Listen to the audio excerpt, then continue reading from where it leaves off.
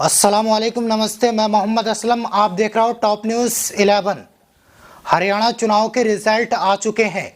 आपको पता है, जब बैलेट पेपर की गिनती जारी थी उस वक्त कांग्रेस जीत रही थी, लेकिन जैसे ही ईवीएम खुलता है तो कांग्रेस हारने लगती है। आपको ब्रेकिंग न्यूज़ बता देता हूँ। ब्रेकिंग न्यूज़ ये है कि कांग्रेस चुनाव आयोग पहुँच गई है। कांग्रेस की चिट्ठी चुनाव आयोग चली गई है और चुनाव आयोग से कांग्रेस ने क्या मांग की है वो मैं आपको आगे बताऊंगा। हरियाणा चुनाव को लेकर आपको पता है, तमाम टीवी, अखबार, मीडिया, चाहे वो गोदी मीडिया हो या जो पत्रकार ग्राउंड रिपोर्टिंग कर रहे थे, वो ये जानते थे हरियाणा में कांग्रेस की सरकार बनने वाली है। तमाम एग्जिट पोल ये कह रहे थे, वो एग्जिट पोल जो हमेशा बीजेपी को बड़ा चढ़ाकर दिखाते थे, वो एग्जिट पोल भी मानते थे हरियाणा में कांग्रेस की सरकार बन रही है।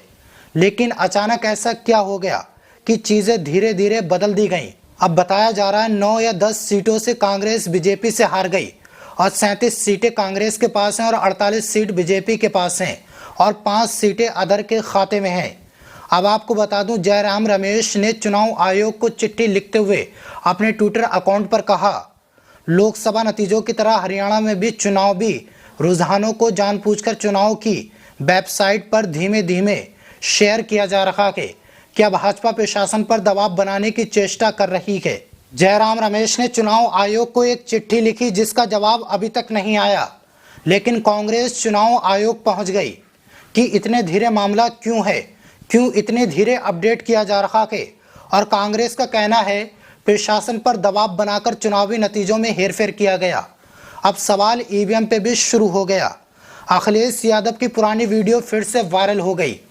एलोन मस्क ने जो ईवीएम को लेकर कहा था उसकी चर्चा फिर से शुरू हो गई।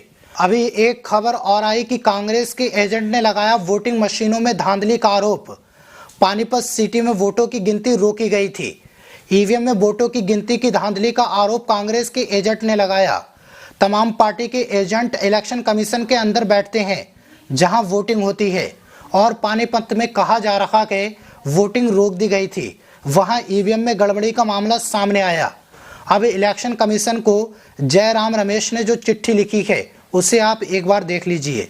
Presentation regarding the counting of votes and consequent updating of result of the election commission of India website application.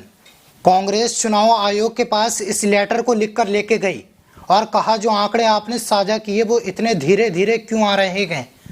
अब पवन खेड़ा कह रहे हैं, ऐसा पहली बार हो रहा है कि चैनल अपने रिपोर्टर के आंकड़े नहीं बल्कि चुनाव आयोग के आंकड़े दिखा रहा है। यहाँ पर पवन खेड़ा के कहने का मतलब ये है कि चैनल के संपादक, न्यूज़ रिपोर्टर वोटिंग काउंटिंग की जगह पर मौजूद होते हैं, वहाँ से वो आंकड़े देते हैं, फिर उसको टीवी पर चलाया जाता है। लेकिन ऐसा पहली बार हुआ। चुनाव आयोग जो धीरे धीरे रिजल्ट दे रहा था उसको टीवी पर दिखाया जा रहा था। अब अखिलेश यादव को एक दूरदर्शी नेता बताया जा रहा है, क्योंकि उन्होंने कहा था हम ईवीएम से ही चुनाव जीतकर ईवीएम बंद करवाएंगे। बीजेपी अक्सर कहती है जब आप चुनाव जीतते हैं तो ईवीएम पर कोई बात नहीं होती है, लेकिन जब हम चुनाव जीतते हैं तो ईवीएम पर बात होती है। लेकिन अखिलेश यादव ने लोकसभा में इतना अच्छा प्रदर्शन करने के बाद कहा था कि हम ईवीएम से ही जीतकर सरकार बनाएंगे और फिर ईवीएम को हटाने का काम करेंगे। पहले आप अखिलेश यादव का वीडियो देखिए। ईवीएम पे मुझे कल भी भरोसा नहीं था, आज भी नहीं भरोसा। मैं 80 के 80 सीट जीत जाऊं तब भी नहीं भरोसा। और मैंने अपने चुनाव में कहा था, अध्यक्ष महोदय, ईवीएम से जीत करके ईवीएम हटाने का काम करेंगे। न ईवीएम का मुद्दा मरा है न जाएगा खत्म। जब तक ईवीएम नहीं हटेगी हम समाजवादी लोग उस बात पर अड़ग रहेंगे। पत्रकार जैकी यादव कहते हैं, इतना सब कैसे बदल सकता है, मैं अब तक सदमे में हूँ। ये सब समझ में नहीं आ रहा कि पत्रकार जमीन पर थे, उन्हें सब पता होता है।